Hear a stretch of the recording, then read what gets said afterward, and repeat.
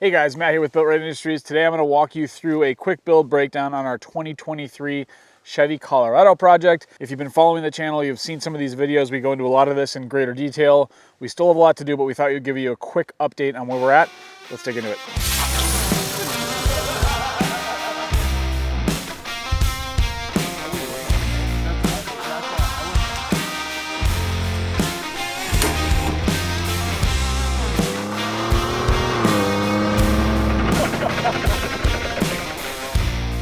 All right, so we'll start off here in the bed. We of course have the BuiltRight Industries bedside rack system. Driver and passenger side, those are in production. We're shipping those. You guys saw us develop those in the videos a couple of months ago. And then up towards the cab wall, we have a prototype cab wall panel. That panel comes down, jogs back towards the bulkhead, and then continues down. Still some refinement and adjustment to do there, but we have this on the truck for Overland Expo East. And everything worked great, fits great, whatever. So I'll start with that cab wall panel. What we've got mounted to that is our Mountech traction board mounts, mounting a set of the MaxTrack boards. Below that, I've got a pair of the BuiltRight Industries riser mounts. Nothing in there right now. We had an axe in there. You can put a shovel in there depending on the size. All those are attached using BuiltRight Industries MOLLE nuts to make things easy to configure, reconfigure, attach, and so on. So next I'll move over here to the driver's side. At the front of the panel on the driver's side here, we have a large pouch. I can see a recovery strap peeking out there. So we're just putting some recovery gear in that pouch. Moving towards the rear, we've got a prototype. We've been playing with these mounts for a while now. Prototype of a jerry can mount. This happens to be a Dometic Go container. This mount telescopes so it can fit the Dometic containers, also a Wavian can or a NATO jug. Still kind of refining that. I got this mounted to the panel, but it's also got a support underneath because, as you know, these water jugs can get pretty heavy. And then we've got a strap supporting that. So again, another prototype that we are just kind of experimenting with. This is how we bring things to market, is to experiment and test and see what works. So the last thing I'll make a note of here is we've got some Baja Designs rock lights mounted to the panels. Kind of a slick wiring solution. Our mounts for these bedside rack panels have a wiring pass-through, so each of these 4 wires for the rock lights passes into the bedside, and then we ran the rest of the wires up to the S-Pod, which I'll show you in a little bit. So jumping over to the passenger side here, again, we've got a couple of pouches. Those are always useful. We've got a small pack-out container here, mounted with the BuiltRight Industries pack-out mounts. And then we've got a quick release fire extinguisher mount here, attached to the panel. Again, using MOLLE nuts, really slick there. So that's it for the bedside racks. For our bed rack, we've got the Ibex rack here from Kuat. This is an awesome product. We've got it in the low configuration here. It does come with the parts needed for a higher configuration, but we've got it in a low configuration here with our CBT rooftop tent attached to the crossbars. So we're going to continue to kind of play with this rack, see if there's some accessories we might be able to offer. Kuat's got a line of panels and accessories as well. Again, great product, nice company, good guys. I would encourage you to check that out if you're looking for a bed rack. All right, so on the seat back here on the driver's side, we've got the BuiltRight Industries seat back MOLLE panel. These are in production now. Again, you have to apologize. These are all really dirty. We just came back from Overland Expo East, but that's just the way that it is. On this seat back MOLLE panel, we've got one set of pack-out mounts here for a small pack-out box, and then a quick fist riser mount here in the bottom. I think Lee and Max were using this to keep their camera gear from sliding around. So again, what we're trying to do is provide modular, adaptable solutions so that you can kind of make use of what we provide in a way that's useful for you. So that's a cool use of that product. So under the seat here, we have a pair of our Go pouches. These, of course, have the Velcro on the bottom.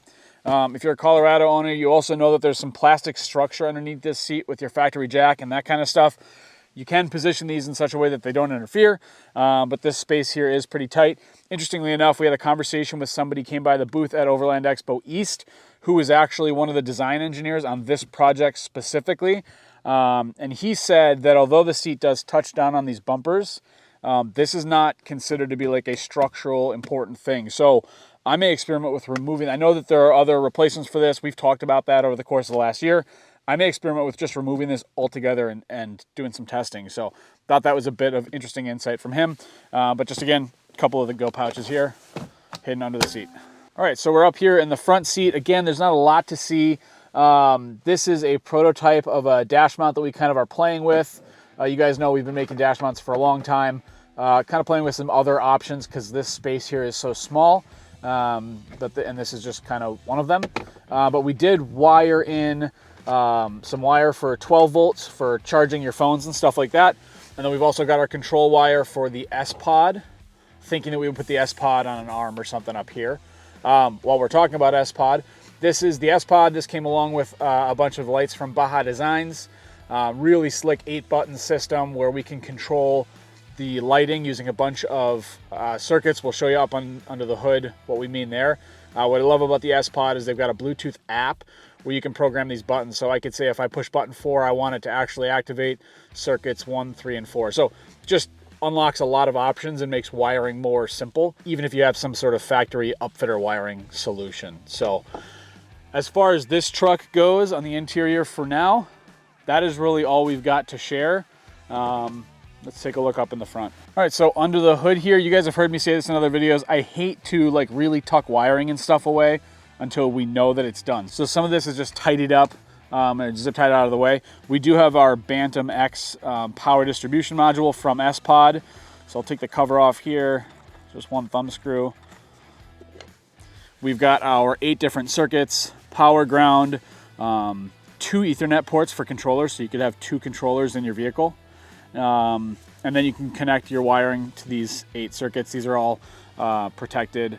You don't need to mess with fuses, that kind of stuff. So again, just a really slick solution. I know that it comes at a premium, but it saves a ton of time and headache with running switch wiring and stuff. So that is that. Nothing else to see up here for now.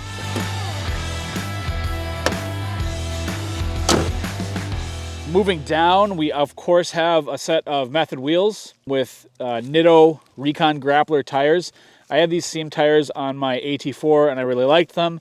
I think they're a good fit for this build. When we saw out in Overland Expo East, you can see we ran into some mud. They are mediocre in the mud compared to the BFGs that are on our Raptor, but they do the job well, and for on the street, it's kind of a good, like, well-rounded tire. So we'll continue testing these out. Further back there, you can barely see them, but we have a full suspension setup from Icon. I don't remember if it's like stage 3 or stage 4 or whatever, but it's the front coilovers with the remote reservoirs and their tubular upper control arms, and same situation out back with the shocks out back. So again, great suspension setup. Really happy with how that turned out. Everything fits, feels nice, drives well. Good setup. We probably don't need to touch this truck where suspension is concerned, given that it's kind of an overland, mild off-road type build. All right, so that is it for our 2023 Chevy Colorado build. This, like all of our other projects, is a work in progress. As you saw, we got the bed pretty well sorted out. We've got some additional ideas there. The front and the lighting situation is still a work in progress. We've got a bunch more Baja Designs lights to add to this once we have the appropriate mounts.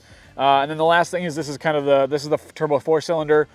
So it kind of might be fun to play with some intake and exhaust options. I believe that there's tuning solutions available just to have a little fun with it. That's not really in our wheelhouse, but we also like to have a good time. So with that, check back next week.